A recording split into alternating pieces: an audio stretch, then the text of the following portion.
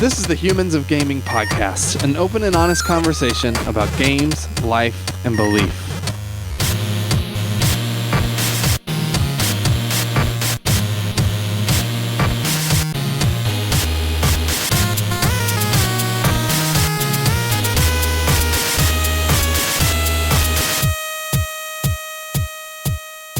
Hello and welcome to Humans of Gaming. I'm Drew Dixon. I am the host of this show. My co-host Chris Gwaltney has a sore throat, and so he's not here. But I'm joined by Rebekah Saltsman. Hey, Becca. Hello. Do you go by Beck or Bex? Either one, actually. Okay. The only thing I don't go by is Becky. Okay, I won't call you that. I just saw you've signed off on emails and things with Bex. So I'm like, should I have been calling you Bex this whole time? I just want to make sure. No, it's funny. A lot of people, like online because of Twitter and stuff, call me Bex, but that name derived out of Beks. Ah, okay. So my sister called me Bex with an S in college, and some friends were like, "Oh my gosh, that's the raddest nickname ever with the X." And I was like, "Whatever, it stuck." So yeah, that's where that came from. it is rad. So you're kind of we were talking about this earlier, but you're kind of recovering in some ways from a lot of time indoors and some pretty gnarly weather. You were telling me that like a third of your town the power was shut down. Yeah, this was like 2.5, 3 weeks ago. So we had like the polar vortex. So I'm in Michigan. We had Yeah. the polar vortex, which is like not a normal thing we get. And then the week after that, we had an ice storm where it rained for 2 days and then turned into freezing rain. Mm. So everything in the whole city had like a half an inch of ice on it. And your power was out for a while, right? Mine, like at your house. Yeah, mine was out for like almost exactly 24 hours, but we have parents of like our kids were out for like 4 days. Oh gosh. So What I don't know do you do when I don't that know. happens in Michigan?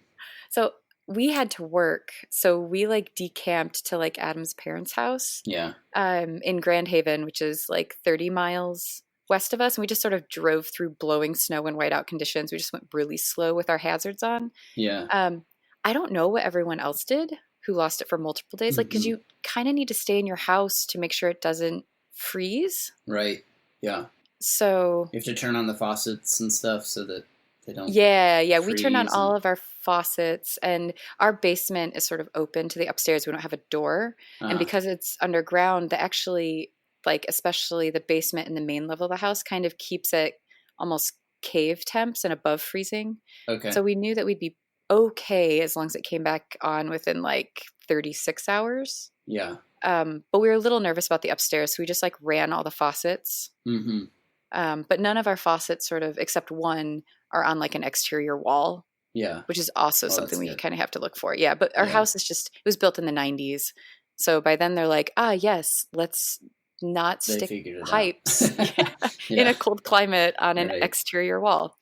So no, it was like, especially with our kids at that point, they'd been out of school for like 8 days and 2 weeks. Yeah. Like it was just like super stressful. And we were done. It's not like you need power to run a game studio from your home or anything. Our internet had gone out the day before, so we'd already worked an entire day tethering while prepping for like all these events in March. It's just like, come on.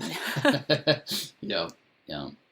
Well, I'm glad I guess things are probably looking up a little bit now. I think it's probably starting to warm up a little bit there.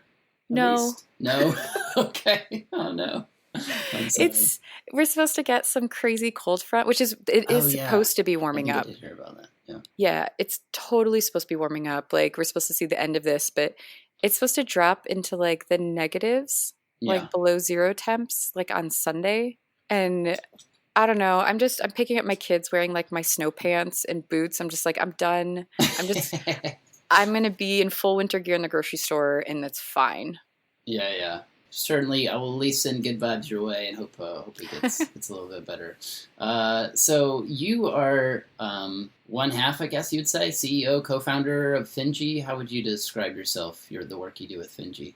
No, that's exactly right. I'm one half of Finji, so I run this little small independent development and publishing studio with my husband Adam. So I do kind of the business side of things. So technically, I'm the CEO, and Adam's the creative director. Yeah. So I kind of do a lot of the publishing, the biz dev, finances, legal, and then I also You tell him do. whether or not you can finance the I games he's working I keep on, and a budget. He's like, "Hey, babe, I want to do this." I was like, "Okay, well, you can have 9 months," and then at 9 months, he's like, "Well, I'm not quite done," although it's a little bit before that. I'm like, "Well, when I told you 9 months, I actually meant 18."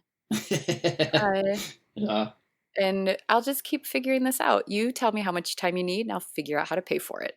there you go. Um, but yeah, I also do. I do a bunch of sort of higher level design stuff with Adam on our internal games, the ones that we're building. Yeah. Um, So this would be so, Overland. yep, yep, that's the one Other we're doing. is there another game you're working on with him?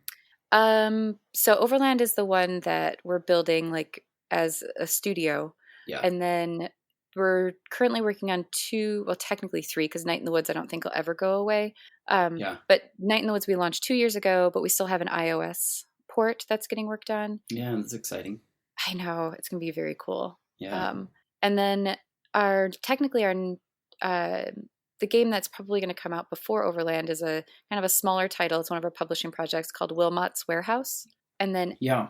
after And what's that Overland, about? I've seen. I don't know much about that game. I've seen you tweet about it, I think, but that's about it. yeah, so you play like it's a little white square, and that's Wilmot. And the idea is you are organizing his warehouse, and you sort of have these sort of warehouse managers that you have to find the items as they. Well, so you have trucks that are delivering things to the warehouse, and you have to organize them. So it's this Yeah. big, giant open space. You can kind of organize it however you want, but you have to deliver these items to these people. And there's time limits on some of the modes and not. And it as a grown up, you're like, I really should go through that crap sitting on that countertop, Yeah. Uh-huh. and you'll literally never do it. Yes. I know Wilmot about sort that. of We have that. scratches, yeah, it scratches that itch. Like, I'm going to clean out the junk drawer, but I won't do it. But you can sit down and play Wilmots, and you're like, ah, yes, I cleaned that junk drawer. But you literally didn't do anything. Your Yeah. house is still a mess, but like that satisfying feeling of like cleaning something up, or in like Animal Crossing when you're like rearranging furniture. Hmm. Like that's how I feel when I play Wilmots, which is like Yeah. super satisfying. Yeah. Also, it's really funny and cheeky, and Yeah. it's very fun. And Have then you played Donut County? Just curious. I have. It just makes me Yeah. think sort of maybe the opposite of that, but like in Donut County, there's this. It's sort of satisfying just to like rid the screen of absolutely everything as your hole gets bigger and bigger. You know. Well, But, it was similar in Katamari. Yeah. Like, Sure. Uh-huh. how much of this can I clean up? Right. Yeah. Just roll that ball around forever. I sometimes think about that with my house, like just not even looking. I guess it's sort of that's like would be like a Marie Kondo kind of thing, but maybe not as emotional. But I guess Marie Kondo tells you to say goodbye to things, which I think is kind of weird, or it can't be. But just going through my house and like, what if I threw away all my books? Like I probably wouldn't. It probably wouldn't change my life at all. Like there's a few of them I would be disappointed maybe later on that I threw away. But you could. But I feel like if I just committed to it, I could go and like declutter everything and throw a bunch of stuff away. Maybe not all my books, but certain things, and I wouldn't even miss them. Do you ever think about that? Well, I don't like stuff. Yeah. Like, I have a lot of friends who I just call them like my Pinterest friends, Mm-hmm. where like they have these super cute houses and their stuff matches, and I look at them like, wow, that'd be great. But then I look at like they have stuff on their mantle, and I'm like, oh, that's stuff I'd have to dust. Yeah. Like I just can't do that. Like I have lots of artwork in my house, and I'll put carpets down on like my wood floors, but the idea of matching my pillows to my carpets, Yeah. like I just can't do it. And that's not like stresses you out. the idea that I would have to take time to do it. Like it's the time part of it is like, gosh, I would have to spend cycles on that. Yeah. And I just can't do that. Like I focus more on like I have furniture that I really like that's really comfortable, and it's in like bright colors, and like most of our cycles are literally on we're gonna get really pretty artwork, and I'm gonna frame it, and I'm gonna stick it on the wall, and that's where I'm gonna spend my money. There you go. Is putting cool art on the wall. I like that. But my problem is paper. I would do anything for no one to send me another piece of paper in the mail Yeah. because I can't go through it. It like that is actually the stressful thing for me. Mm-hmm. It's like, oh God, I have to open that stuff up. Yeah. And then what do I do with it? Like Right. I have to have a shredding machine for this? It has sensitive information on it. Why did they send me this? Yeah. I've totally signed up for email statements and I'm still getting paper. Oh yeah. It doesn't go away. It's really, yeah. And it's my job and I hate it. Yeah. I hate it so much. Yeah. I guess you signed on for that part of the business.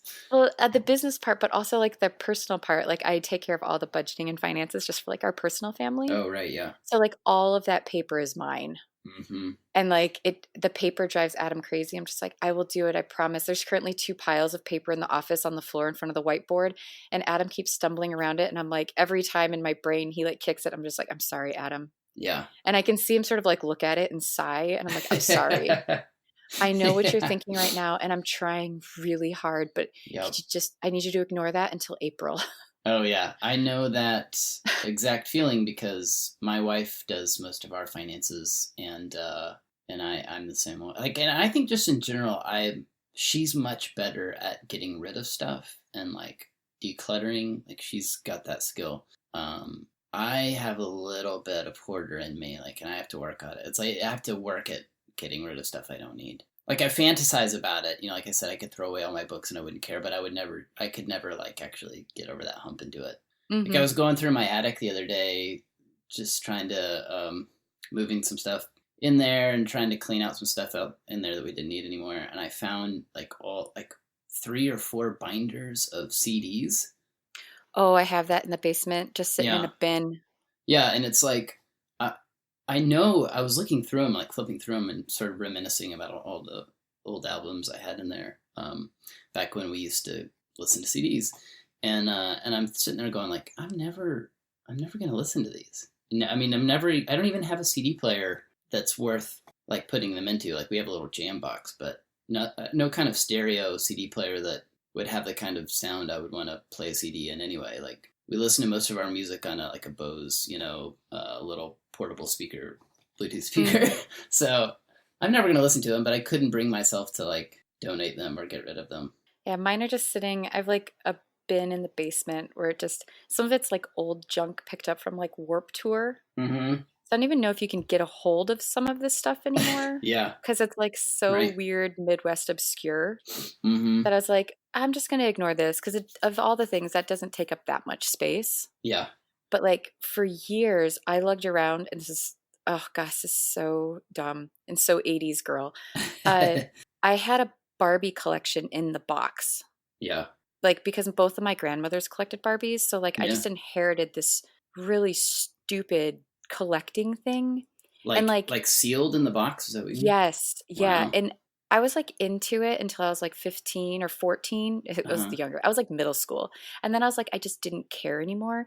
But I kept getting dolls for literally every holiday until I was like 25.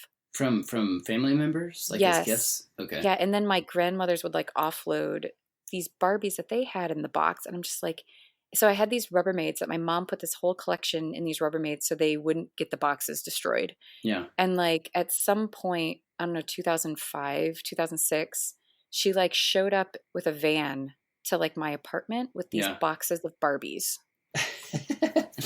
Wow. And I was like, what?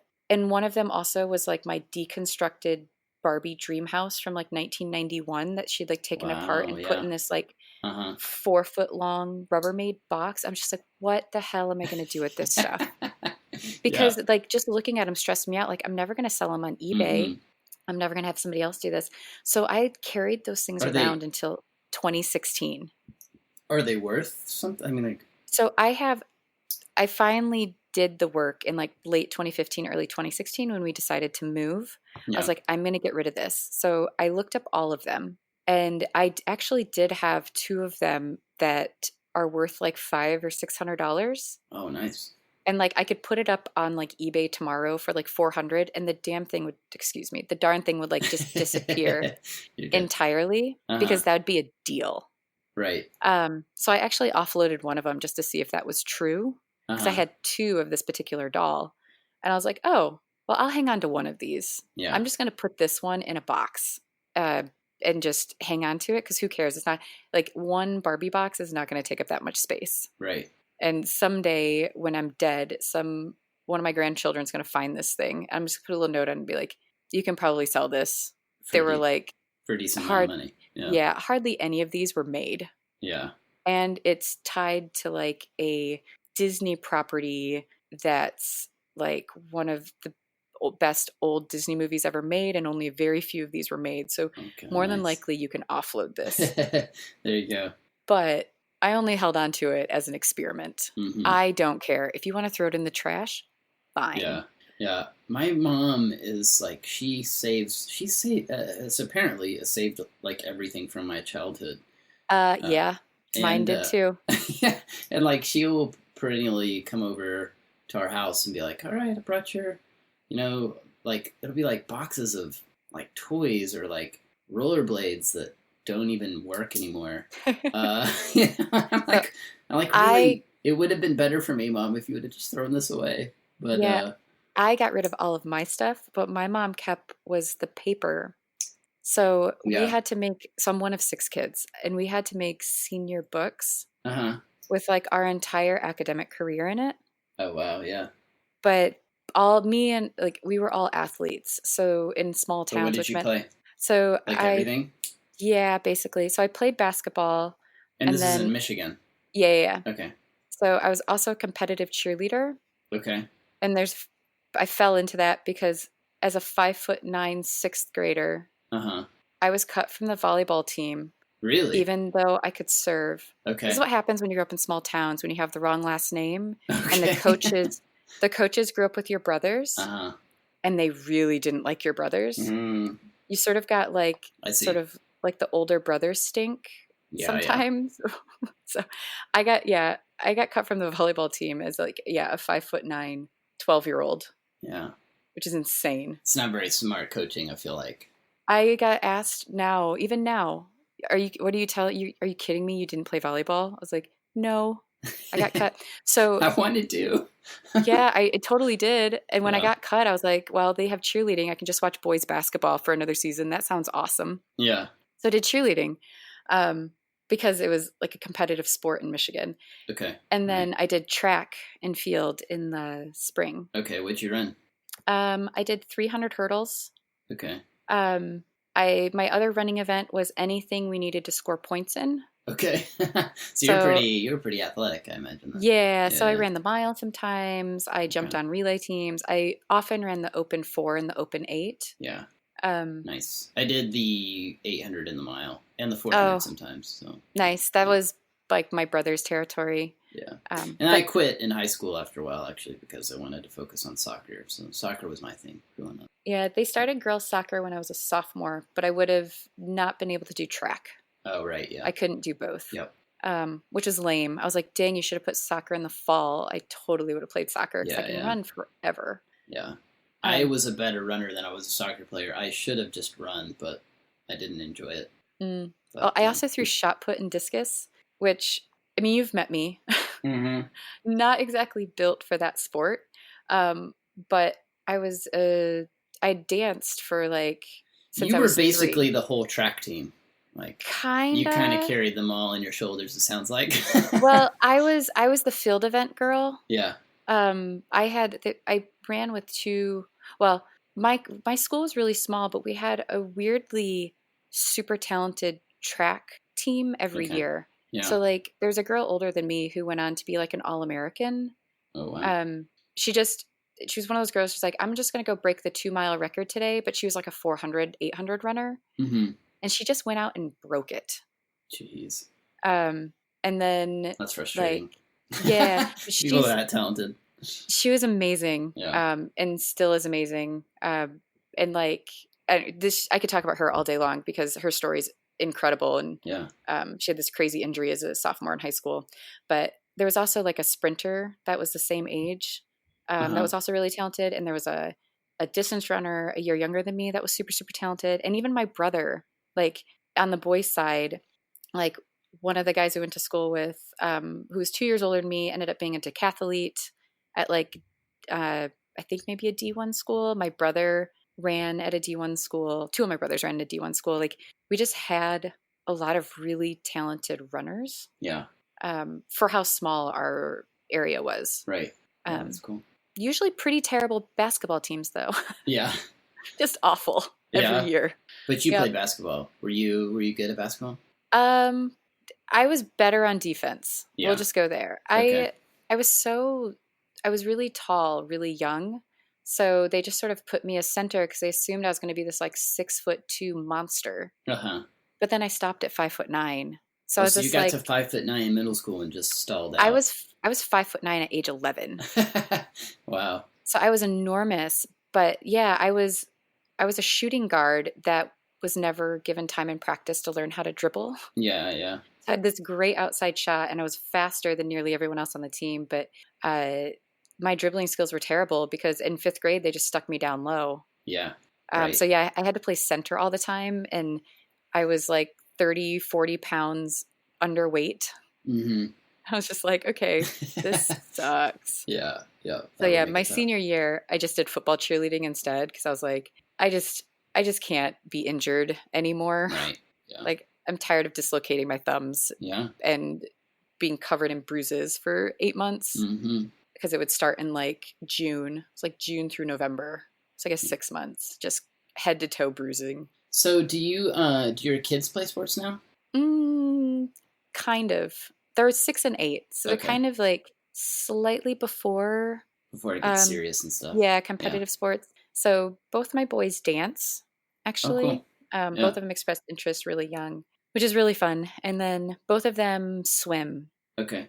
But like my oldest one just finally turned the corner on like, oh, I actually am not bad at this. Yeah. But not on a team or anything yet. Right. And my oldest one wants to learn how to play basketball, which I'm super excited about because both Adam and I play, and I'm like, I will totally teach you how to do this. Nice. That's cool. I was going to ask if Adam was into sports too. It's just interesting to me because there's sort of this stigma about game designers, right? Of not being into sports and that kind of thing. But it's cool to hear that you guys don't fit that stereotype. No, we don't fit the stereotype. Also, it's totally BS. Like, if you go to any event, like, there's, like, super athletic kids, some that came to athletics late, lots of distance runners now, or CrossFitters. Yeah. But also, like, the number of game devs that we know who have toured professionally with punk rock bands. Yeah, that's true. Like, famous ones. They're just like, that's an odd overlap. Yeah, it is. Yeah, I didn't. Who's someone famous that I might know that's toured with a famous punk rock band? I think it's Bennett Foddy was part of Cut Copy or something. Was he really? We had him. Adam he was one of our first guests on this podcast, so that's interesting. Adam, am I right on that? Yeah. Okay. Yep. Adam says I'm right. Yeah. And now, yeah, he's fun to talk to about sports. Yes. Yeah, Bennett's awesome. We had a great conversation about how he posts pictures of athletes during the Olympics after they've like failed to medal. It's so sad. Yeah. But I don't think he does it to be mean. It's like he's just fascinated by that intense emotion that comes from competing at the highest level, you know. Yeah, mine's opposite. I'm fascinated by the way people's bodies move. Yeah. Well, he must be too general. With like quap and everything. Yeah, with the stuff he makes. Yeah. But yeah. So you were saying your kids are playing. They swim and they're interested in playing basketball. When did you and Adam meet at an early age? Pretty early. Okay. We didn't go to the same school. We both grew up in Michigan. Yeah. And we met. He was 16 and I was 17. Okay. Is when we met. Wow. We were okay. Ugh. I've never actually told this story on a podcast. I've just told it sort of in passing, now. Usually when slightly tipsy. Yeah. But he was my Spanish pen pal in high school. Okay. So my teacher, my junior year, because I'm a year older than Adam. So my teacher, my junior. When you say Spanish pen pal, Adam's not. No, I'll get there. Okay. All right. We'll get there. So my teacher, my junior year, changed schools my senior year and went and taught at the school that Adam went to. And one of our assignments was to write Spanish compositions to another Spanish class in Michigan. Okay. And I pulled Adam's letter out of a pile because the letter was short, but the art was good. And I was like, ugh. So writing the Spanish letters was like a 10-minute process. Yeah. Like whatever. I have to write this stupid letter in Spanish and about so many different things using vocabulary. But then we would spend like 2 or 3 weeks building these stupid construction paper things that my Spanish teacher just didn't stop us from doing. So she would have to send this crap in like a box. Yeah. Well, I would have put a stop to that as the teacher. Oh, it kept getting worse and worse. Like we kept trying to outdo ourselves off of the last card that we sent. But I mean, I was a Spanish 4, like in kind of like honors Spanish at this point, and there were only like 9 or 10 of us in the class, and we just like kind of taught ourselves Spanish because we had already gone to Spain. We had gone to Spain together, and we were like this extra class at the back of like a Spanish 3 class because there weren't enough of us to have a full class by ourselves. Yeah. So we were doing like upper level Spanish stuff, speaking in Spanish, like almost the whole class, but also while making like these huge like third or fourth grade like construction paper things, like models or no, like imagine like you're gonna build like in a person and you use those metal things that you stick through paper that allow like a joint. What is brads? Like brads, yeah. But like one of the ones I sent Adam was just a person with like construction paper hair and all of its pieces moved, including its hands and feet. And then like I wrote the letter on its torso. Like I'm like great. 18 years old. Yeah. Like I'm a grown up person at this point, and I'm just sitting in my Spanish 4 class screwing around with all of Miss Zemper's like art supplies. Yeah. So he got this torso letter and was like, I gotta meet this woman. Well, so this is 1998. So this is when like Yahoo chat rooms existed and stuff. Yeah. So after the first exchange of letters, we all exchanged email addresses. Yeah. And then I was in that Spanish classroom like 3 hours a day because I had Spanish in there. I had journalism in that same classroom with the same teacher, but I was also Miss Upper's teacher aide. So I kind of just screwed around on the internet a lot my senior year. Yeah. And Adam had this like independent study learning Java or something, which meant he also was in the library screwing around a whole lot his junior year. So we used to chat in like a Yahoo chat room and email back and forth during school all day. Yeah. And then we were like, well, let's meet up. Let's have our 2 classes meet up. But then his football team or something went to some like playoff game in Detroit and his mom wouldn't let him go. Yeah. Basically, he wasn't allowed. He was like a new driver. He was not allowed to drive to Detroit. So it ended up being at our like Spanish class meetup. It was just like my class was available, but only Adam was coming from his class. Because he wasn't allowed to go to the football game. Right, exactly. Okay. So we were like, well, that's dumb. Let's just meet up. So it ended up being kind of a blind date. Okay. Where we went to the movies. Was there a sense like, so you guys are chatting on AOL in this chat room and sending each other torso letters on weird... It sounds so horrifying. I probably have this sitting in the basement. Yeah. Because that is definitely, speaking of things you hold on to. That's worth keeping for sure. Yes. Letters you sent to your high school boyfriend before he was your boyfriend totally makes the cut. Was there like this sense of interest at that point? Like as you're chatting on AOL? I assume like you didn't really know what each other looked like. Well, I mean, we had our school pictures. Okay. So like I had sent... like my whole class had sent a picture because like when you get the pictures, we just like cut one out and put it onto the letter or whatever and sent them out. Okay. And it was probably my cheerleading picture because I'd probably gotten my football cheerleading. That's a winner right there. Yeah, I think it's like me actually like in it, like those, they're straight out of the 80s cheerleading sweaters. Like kind of big and puffy, but I had my skirt on. I was probably doing the splits. Yeah. And it probably looks like my legs are like 15 miles long. I don't know. I had a couple of these where I'm just like, I look oddly proportioned. You know what they did at then, my school, my high school growing up? I hope that no high schools do this, but it was awful. I think it's awful. You voted on who got to be on the cheerleading squad. The whole school. That is so weird, and I have run into that before. Yeah. That's the schools where they're not sports.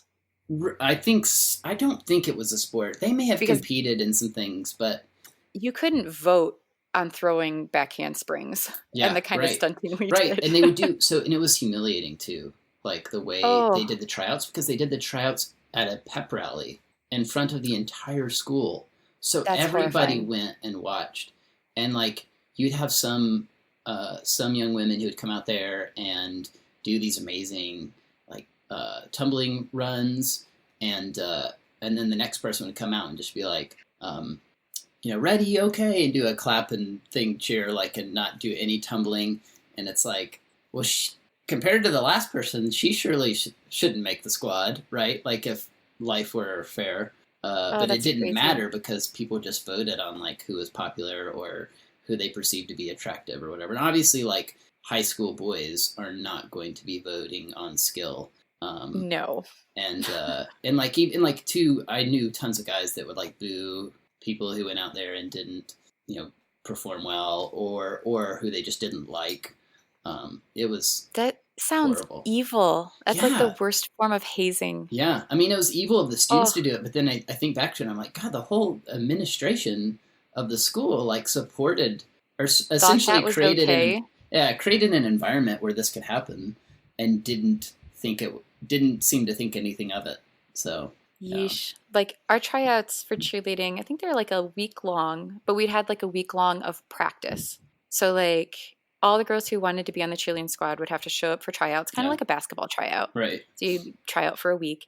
And then we would be divided up into groups of 2 or 3, kind of depending on what team you wanted to get on. Mm-hmm. And then you had to create a cheer of some sort and then show all your skills. So you had to perform your cheer, but it was in front of 4 coaches. Okay. Yeah. Just that's a lot more sensible. Yeah. And nobody else was even in the gym when you did it. It was just the 3 of you and your coaches. Yeah. So if you totally botched something up, just your coaches saw, and then they scored you. They would score you at a cheerleading competition, which is all numerical value or whatever. Mm-hmm. And then they had points where there was a cutoff. Yeah. But I always felt really bad. My sister tried out, when I was a senior, my sister was also super, super talented. She was a high jumper, super athletic, but she tried out with both me and my best friend, who were kind of we were basically the captains. Yeah. Kind of as far as skills, getting to the point of being very untouchable as far as varsity cheerleading or whatever. Right. Because we've been doing it for so long. So my little sister, who's crazy talented, had to do the skills standing next to me and Steph. Uh-huh. And I think if my little sister had tried out with a different group of varsity cheerleaders, she would have made that squad. Right. But she tried out with me and Steph. And to this day, I'm just I shouldn't. We did it because it was easy, because we could practice the cheer together. But I'm I should have made her try out with a different group. Yeah, yeah. Because I really wanted to cheer that year with my little sister and be on the same team as her. Yeah. And I was even now, it's been 18 years or something. You still think about it. I do. I'm just yeah. Gosh, I was on the track team with my sister, and it was so amazing. Mm-hmm. It would have been so cool to be able to cheer with my sister. So you must still be close to her then. Super close. That's cool. Yeah, she's a little under 2 years younger than me. Yeah.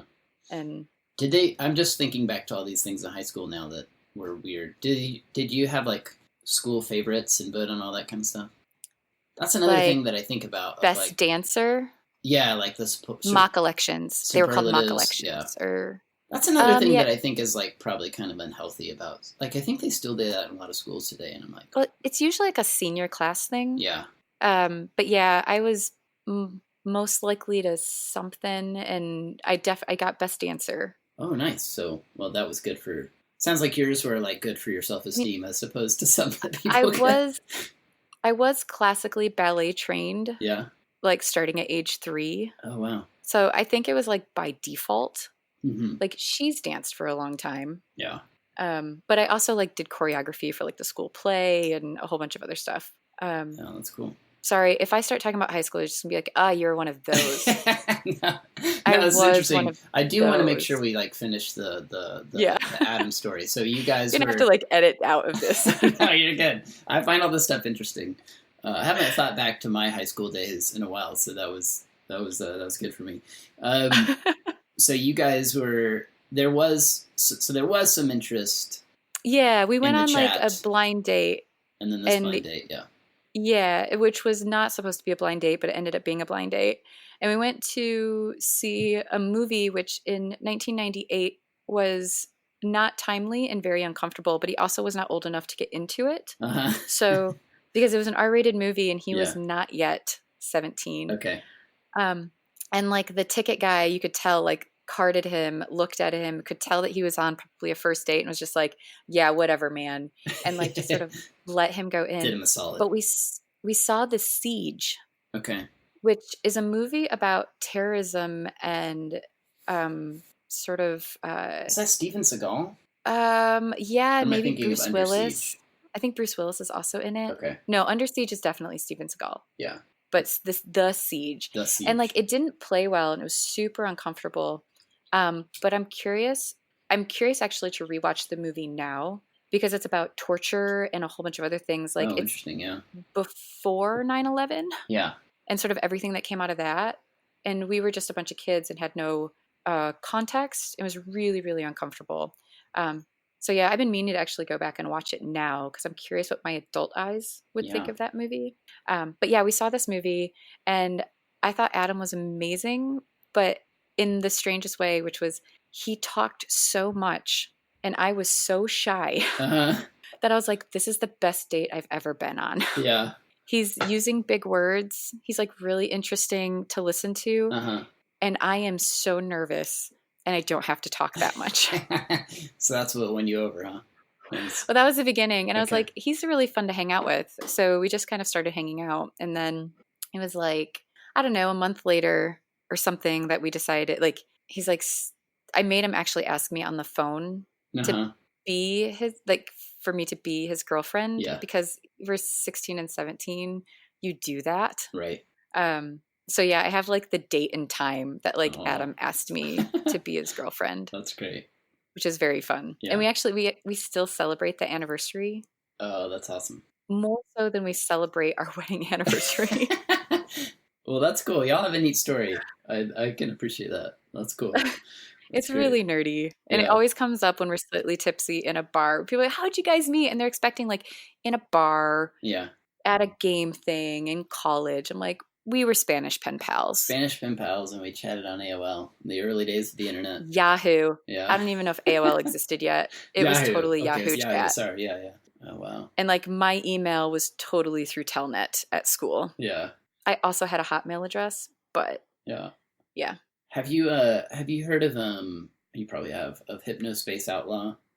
I do, yeah. That's Mike Rose's thing. That's a publishing project. It's coming out soon. Yeah, we just had Jay Tholen who's working on that game. And actually Xavier Nelson too. But anyway, just made me think of that. You could probably have some fun playing that game and reminiscing on the early days of the internet. Early days of the internet. I'm not going to go into the dev story in that, but Adam and I have actually talked about it. Just like they just created an entire internet. Yeah. I'm just like, I can't wait actually for it to come out. It's the weirdest. And it's coming out right IGF before build. GDC. Yeah. So I'm not going to be able to see this until, probably PAX East. Right. When I'm sitting there next to Mike, I'm just going to sneak over to the booth and be like, can I just sit here and watch this for a while? Yeah. But yeah, it's going to be, it's one of those crazy dev stories where you're just like, you did what? Yeah. Jay is a really unique dude. He's fun to talk to. That project's so weird and ambitious, and I love that there's nothing like quite like it, you know? Mm-hmm. Yeah, it's pretty cool. So you guys met. Did you know, like, when you met Adam, that he was like into video games and stuff? I'm guessing you weren't. Were you into video games like growing up?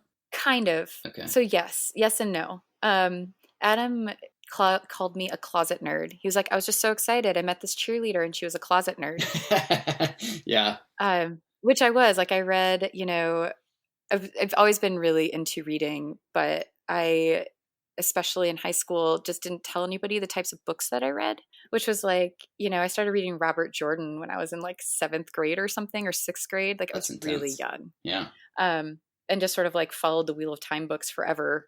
Anyone I just read who a lot of follows those books yeah, earns their nerd cred, I feel like. yeah.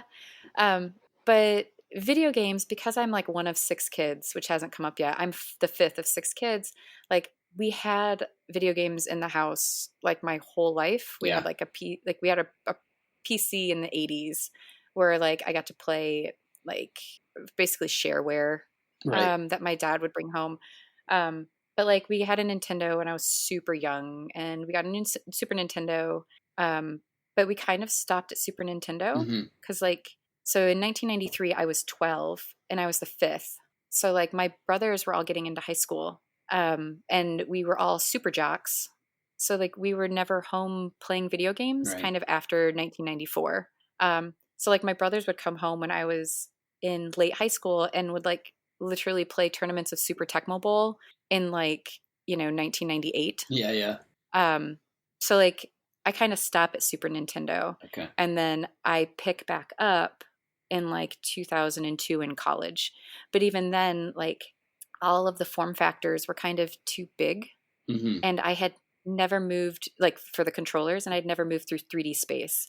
So it's like really frustrating to like sit down in your boyfriend's apartment with all of his friends, and they're literally just making fun of you because you suck so bad.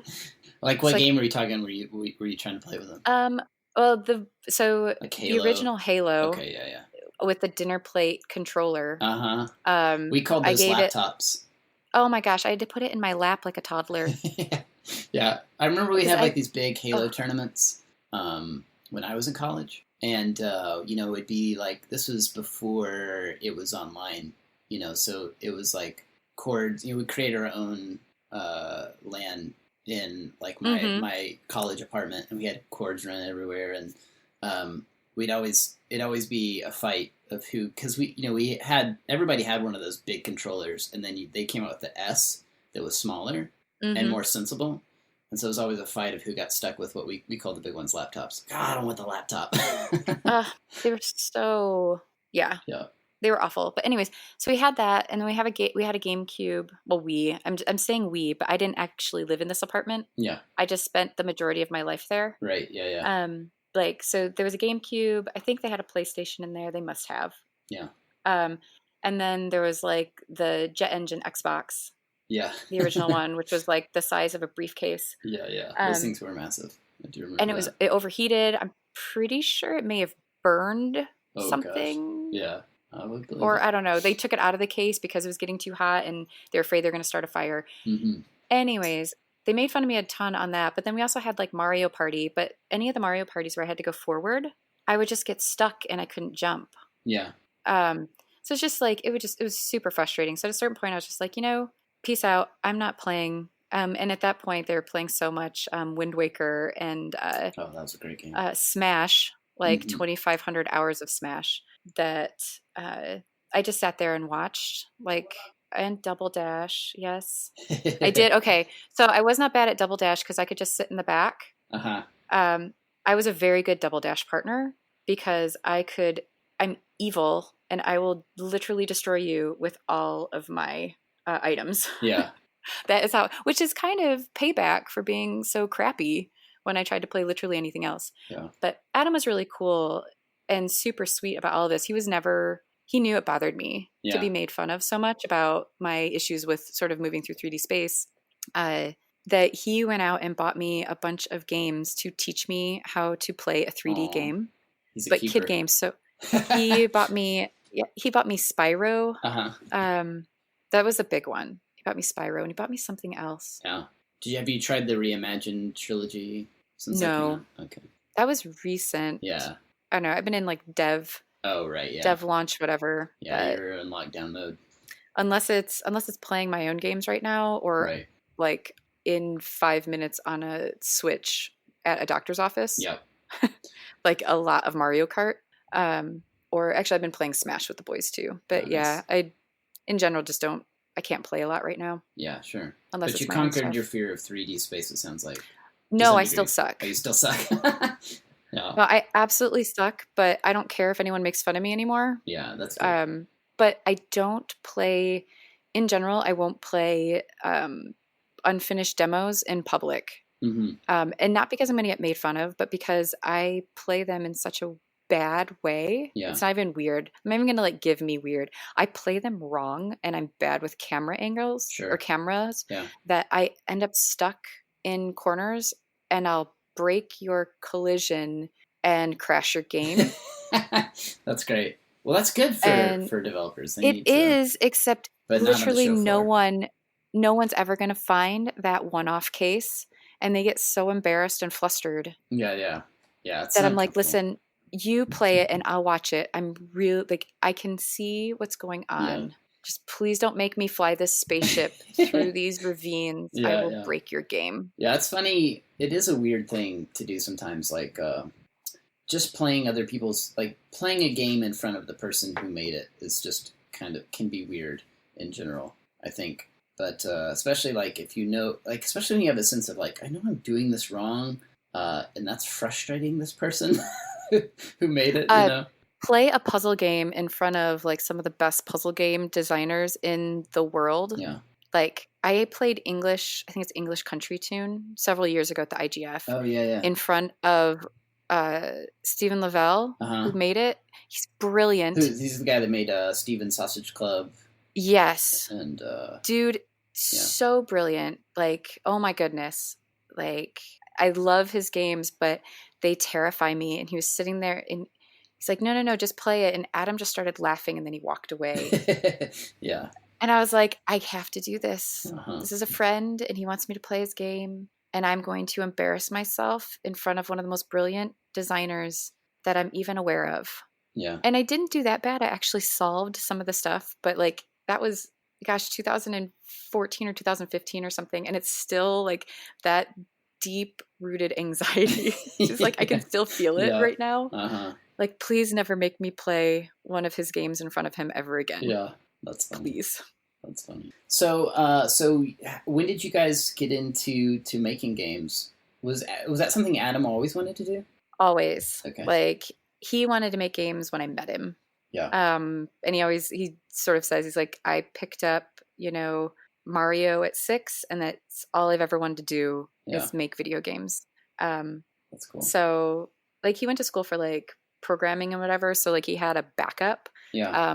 But he really got into making games, like really, really making games when he came across Flash. Mm-hmm. But I was doing something different at this point. It was just sort of like, yeah, whatever, Adam, you have a normal software development job and this is what you want to do, but how are we going to do it? Because this is like sort of EA wife days and stuff. Like I'm never going to tolerate these hours. Right. I'm not doing crunch. I'm not living in LA. Mm-hmm. So we got to figure out a way to make this work where like you feel creatively fulfilled, but I am not a single wife sitting at home. That seems like sensible. This isn't the lifestyle we want. Mm-hmm. And at that point I was in it's a different interesting career to think entirely. back to that era because there weren't a ton of options back then. And so also few cities. There weren't really people who tested yet had tested the independent model. That wasn't really a thing. No, like back in 2000, like when we graduated, the independent model just didn't exist. Right. Yeah. Like Cave Story came out, like we already had graduated and lived in Austin. Like that, because we were in our first apartment in Austin. Cave Story? And yeah. And y'all worked on that. That's when, right? Or we worked on Adam did the upres.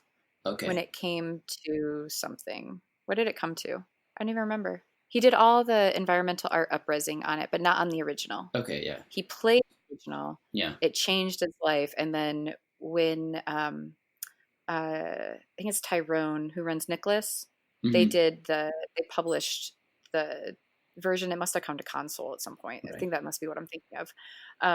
The upres version of it. Adam did, all the art. Okay, nice. For that. Very cool. He was a pixel artist, and he's just like, this cannot look bad. This game changed my life. I will do it for whatever pay you have. Yeah. But this can't look bad. That's cool. So that was, we were living in our our house, and we were married when he did that. Mm-hmm. And I still, at that point, wasn't actually in games. I might have been doing finances at that point. Because this is like probably 2008, 2009-ish. Yeah. And like, I quit my real job in 2009. Okay. But then even then only really made sure that we paid our taxes properly and handled our health insurance. Yeah. This is prior to like Cannibalt? Cannibalt came out in 2009. Okay. So kind of in conjunction. So, okay. Yeah. So, yeah, gosh. And that no, was... I may have quit my job actually in 2008. Yeah. And then Cannibalt came out in 2009. That makes sense. Yeah. Because I went to my first GDC in 2009. Okay, cool.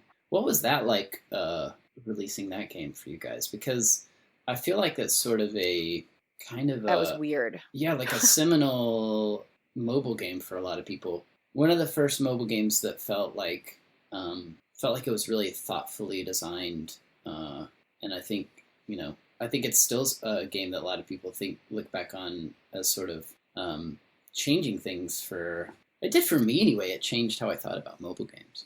Well, it was one of the first things that was released that thought about the form factor. Mm-hmm. Like, the games before that were sort of putting D-pads like on the screen. Like, that was the only way you had thought about the controls. Mm-hmm. So Adam didn't design it for mobile. He designed it for the minimalist. There was, I think it was Petri and Kyle Gabler did this thing. I can't remember what it's called at this point. But the theme for the game jam before most people did game jams was minimalism. Okay. And you had like a week to make a game. So Adam had been thinking about this Cannibalt thing. We didn't have a name for it really, but he had been thinking about this thing that he wanted to make for quite a while, but had no reason to make it.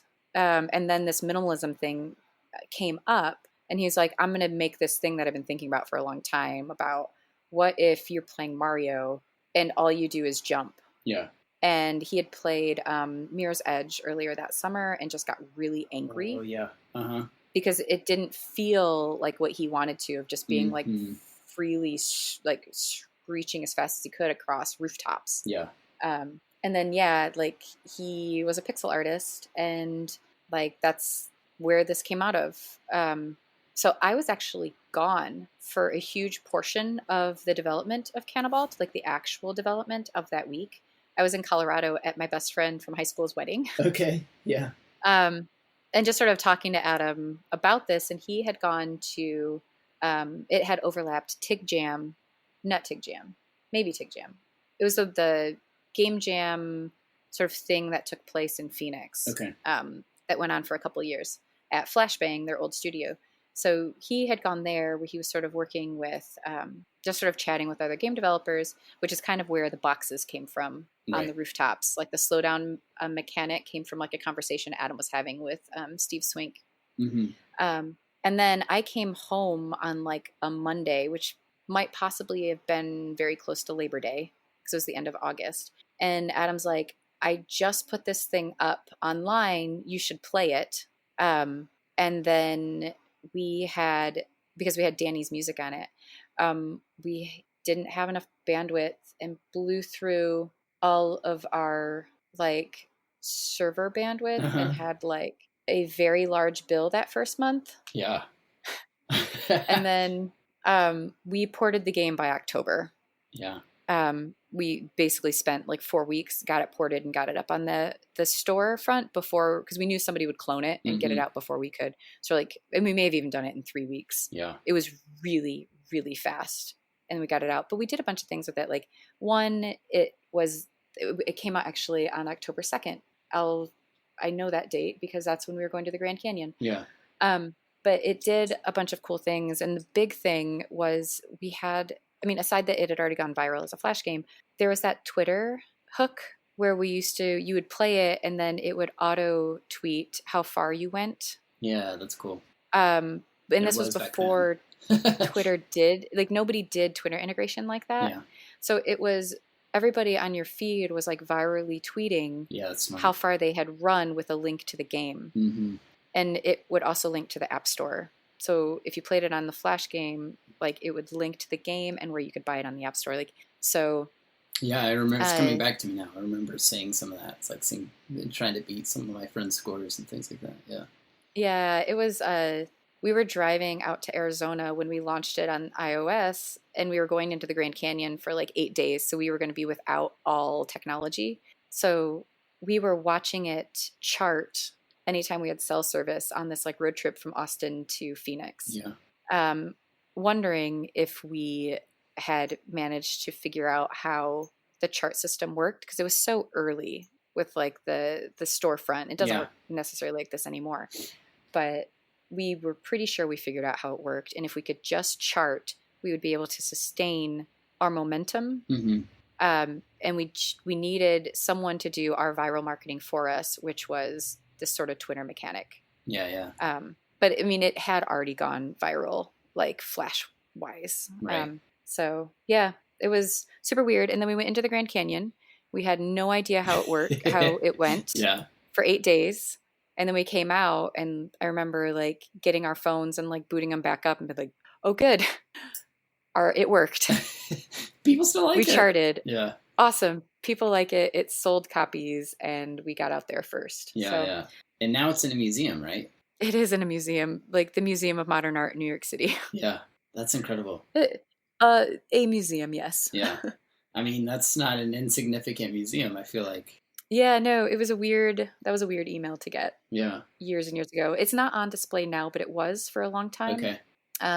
It's in their archived collection now or whatever. Right. I'm not 100% sure how that works. Yeah, they have this like cool multimedia collection. Yeah. But if they ever wanted to put it on display again, they just can. Yeah, that's right. That's cool. So that's really neat. And so that kind of launched, I guess that was the start of Finji, really, right? Yeah, sort of.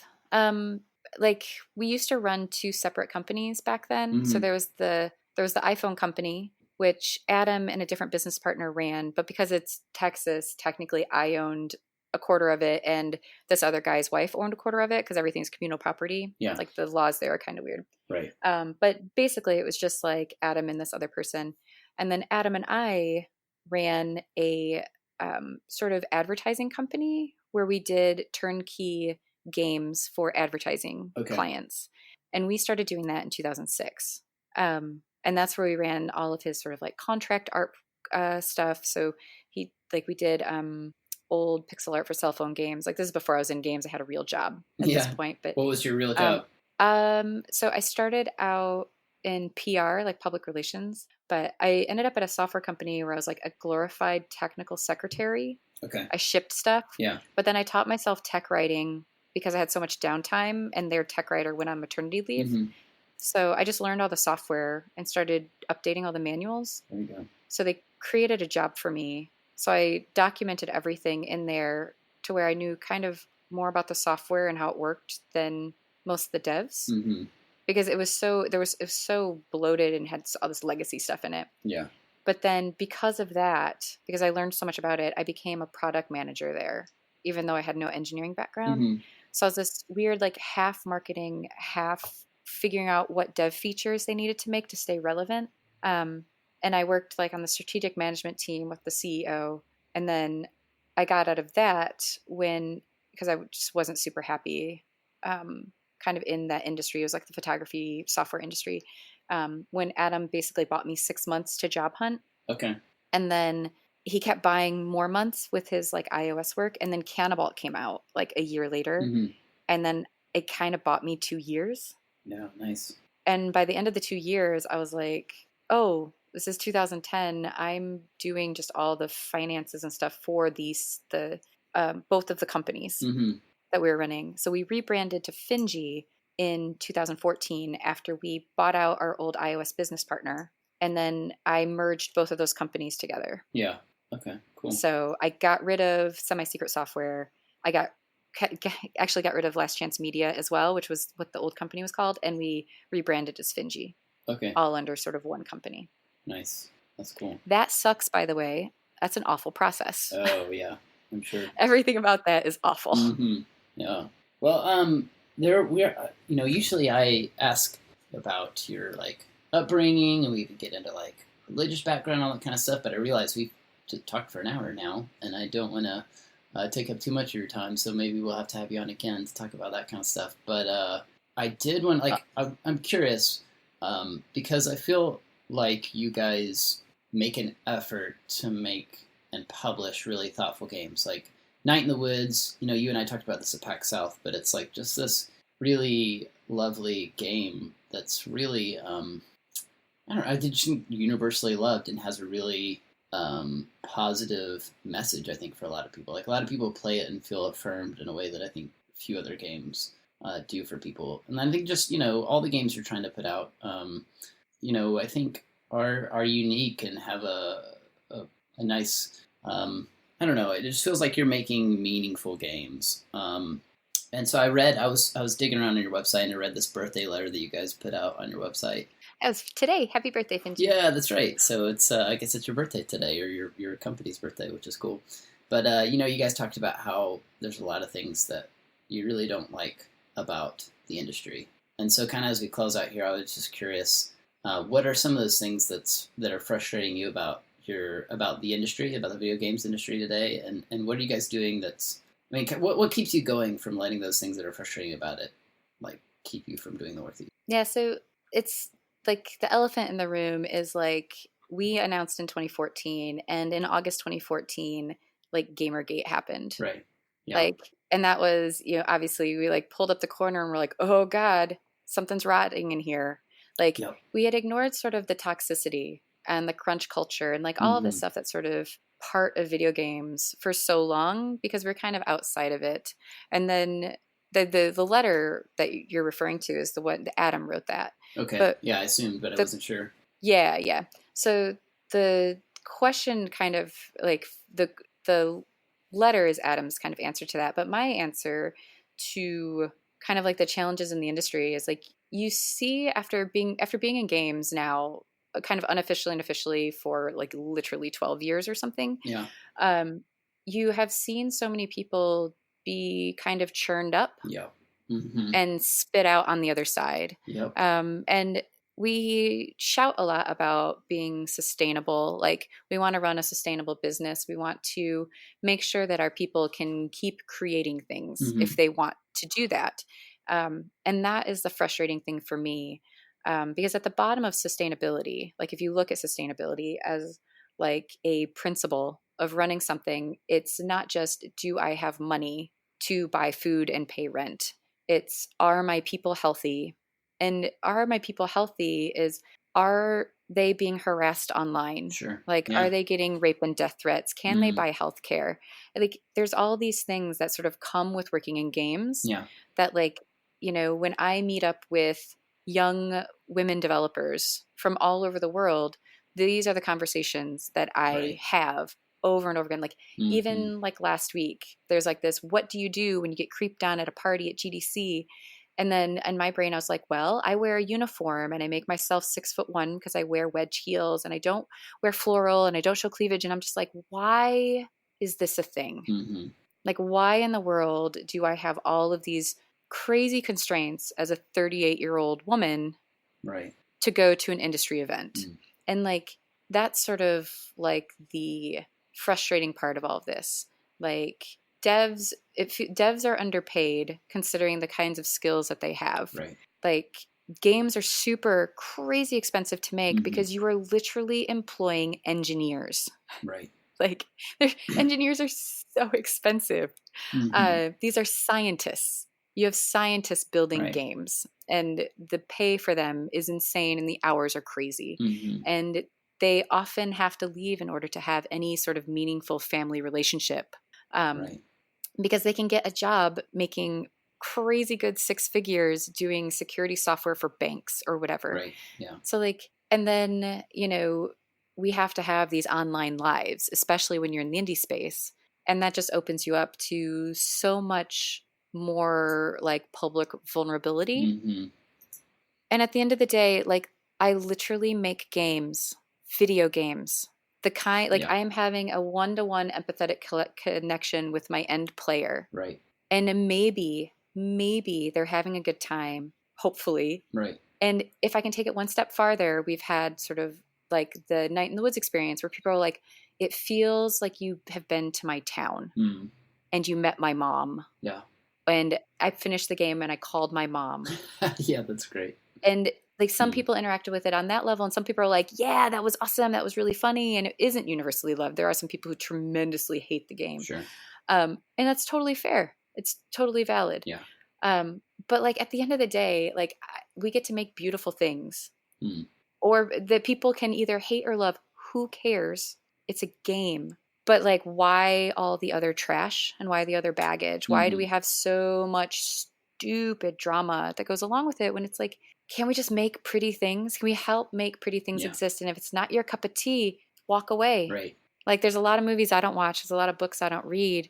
There's a lot of activities that I don't enjoy, and I don't have to. Like I don't want to go downhill skiing ever. Yeah. The risk of blowing out my knee is terrifying. I don't want to do it. I never will. Just like there's so many other games that I won't play because I'm not interested. But that doesn't mean I got to yell about them. Right. Yeah. Yeah. It's not my cup of tea. Yeah. It's a big industry nowadays, and it's a lot more diverse and than it there's used to be. so many players. Yeah. That's right. The player base is literally the human population on Earth. And the fact that like the idea that some things can't exist because they talk about emotions or they're pretty or they happen to be pink colored or whatever, that they're somehow less. It's like, no, man, it's just not your cup of tea. Right. It's cool. It's cool. Go play the thing that's being made for you. Because there's a lot of other people out here that want to play something different, and that's fine. Right. So like, I don't know, that's like the one thing where it's like we've been in the industry for so long, and I would love for the people making games to both be hobbyists and professionals. I want there to be room in the industry for people to be able to create in a safe way. Yeah. And I would love for there to be an acknowledgement that the things that we create are really, really expensive. Yeah, they're not movies. Right. They are so much more expensive than movies to make. Yeah. Because just of the quantity of people on multiple continents bringing in engineering salaries, and they have to take 3 to 5 years because they're so big. Right. And like that sort of like education and acknowledgement is just sort of necessary to understand our medium. Yeah. Yeah. And I was curious as we were talking, I was curious if you had like what you would say to somebody who, because I think we have a lot of kind of lay people type gamers. We have a lot of developers that listen to this show too, but a lot of people that listen, like one of our big things with Love Thy Nerd is that we want to, we want to love and serve our nerdy neighbors. So we want to be a force of good in this industry. And I think some of the people who listen to it like vibe with that too and want to make this space better. And so as someone who's like connected and cares about that, I was curious if you have like, what would you say to somebody who says, I want to try to make this, I know there's like a lot of toxicity here, and I want to be a source of change and growth in this space. In so many ways, it's about positive critique, and that's not, you're not positively saying great things. Like it's when you positively critique something, it's, you are able to sort of identify the problematic things with a work of art or a project or whatever you want to call this, and think through the reasons why decisions were made. Right. Which you might be totally off base, but to fall back on this bug is here because somebody's lazy or they're just money grubbing or they're just like, there's all these things that are kind of like tossed around. Sure.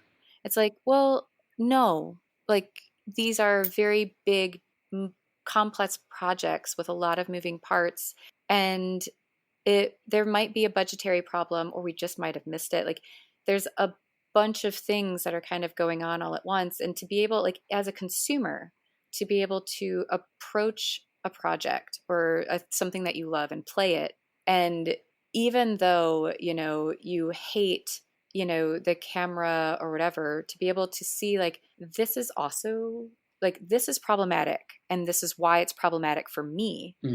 But these things are kind of cool for me. And to understand that for me doesn't like mean that external to you. Right. Like that matters. Sure. Like that's a conversation piece. When I talk about movies and the things that I love, I'm talking about them because of how I love them. Right. And if you don't like them, that's cool. Like, I love the Spice Girls. I am very aware that literally no one else does. Yeah. And if I find that one fan, I am so excited. Nice. But like, I completely understand that the person across the table from me is making a judgment call on my idiocy. Mm-hmm. And like, I would love to be able to see sort of like the ability to talk about games in that same way. Yeah. Where you can be like, man, that's total trash. And somebody being like, yeah, I know, but I like it. And being like, yeah, that's cool. Yeah. And like, awesome. Like, why can't that be our attitude? Like, yeah. Yeah, I hate the Marvel movies for the most part. Everyone loves them. Yeah. I literally cannot stand them. They're so boring. But I will totally have a conversation about you about them. And I'm not going to be like, man, you suck because you like that movie. It's like, yeah, cool. You should see the trash I watch. Yeah, we need to work like as a culture on like learning how to, I don't know what the word is, like see the best in video games. Yeah, video games feel like they're just so wrapped up in identity, more so than almost any other art form. And I find that odd because, like, even in like YA literature, like, you know, which teenage girls and ladies in their like 20s, 30s, 40s, like we consume this, a lot of it. It doesn't feel like there's such an uproar that, oh, well, you like YA, that like there's the sort of derision or something. Like, it doesn't feel so polarizing. Yeah.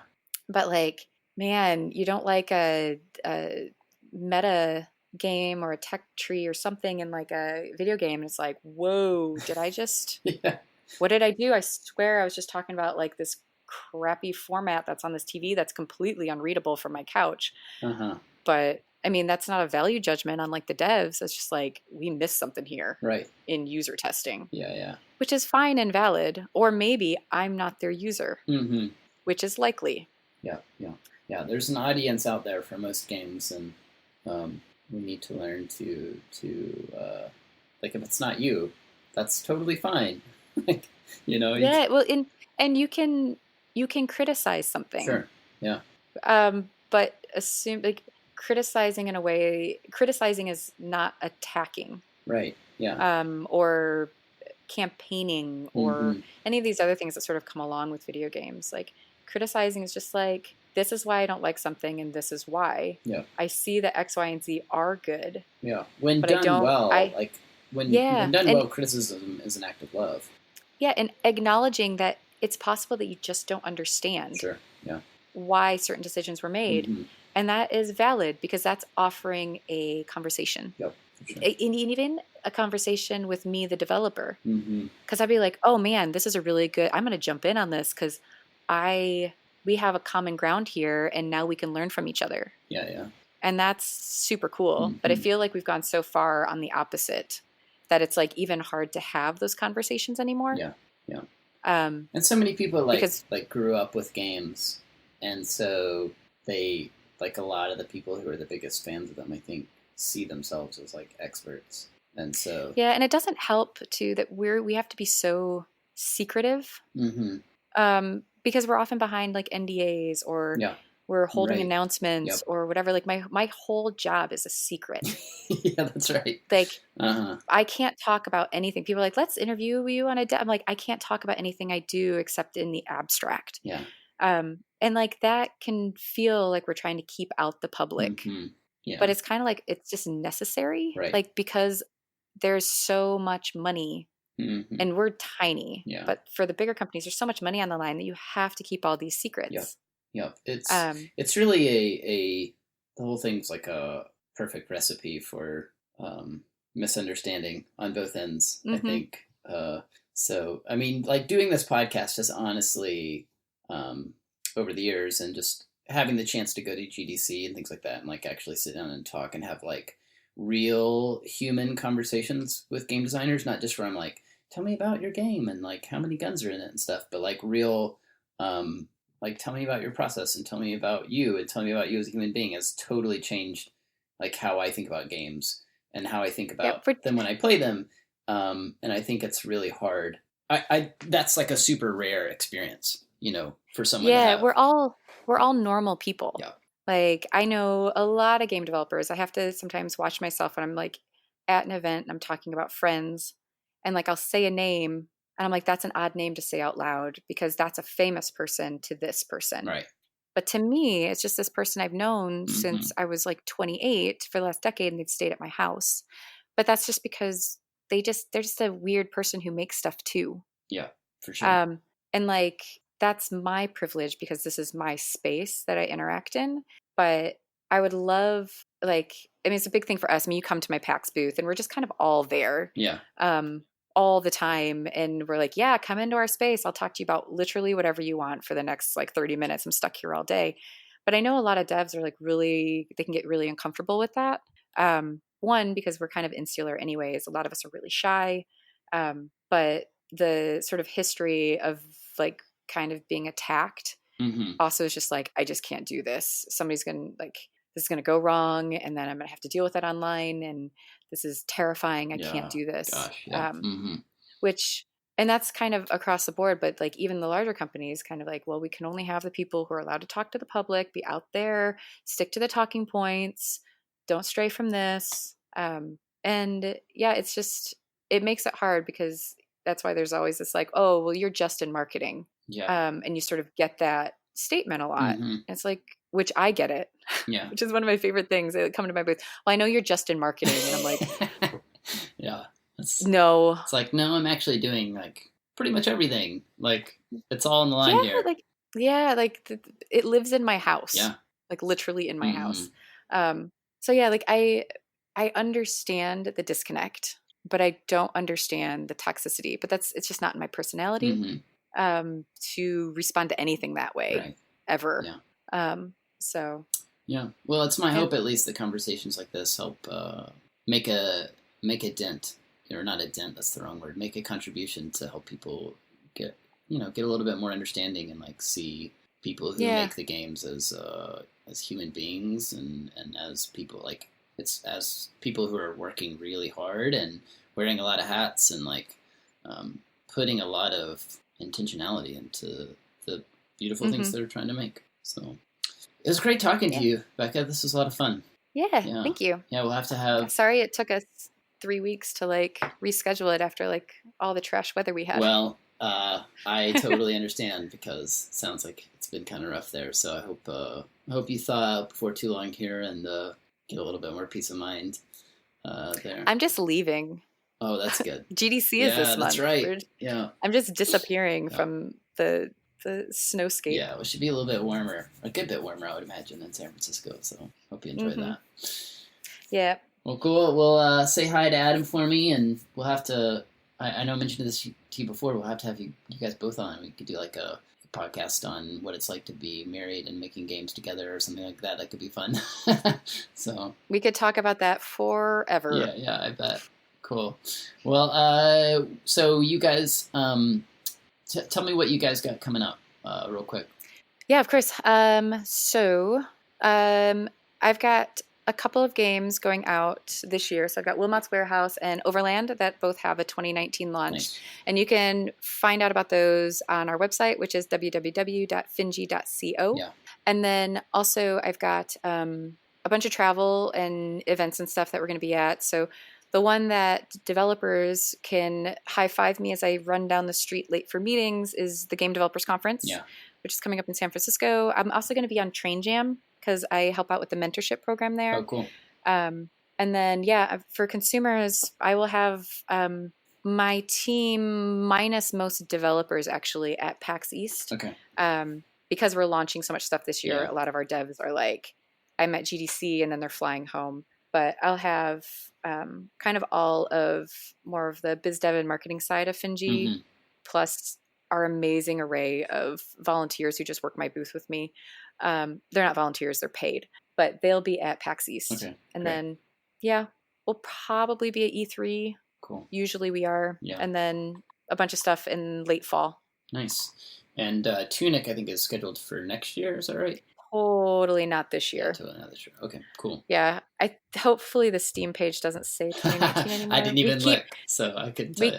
It used to say it, and every time I come home for an event, people are like, every time I go to an event, they're like, it says it. I'm like, we need to change that. Yeah. And then by the time I get home, I forget because it's just in development. Right, yeah. So it's funny for real quick.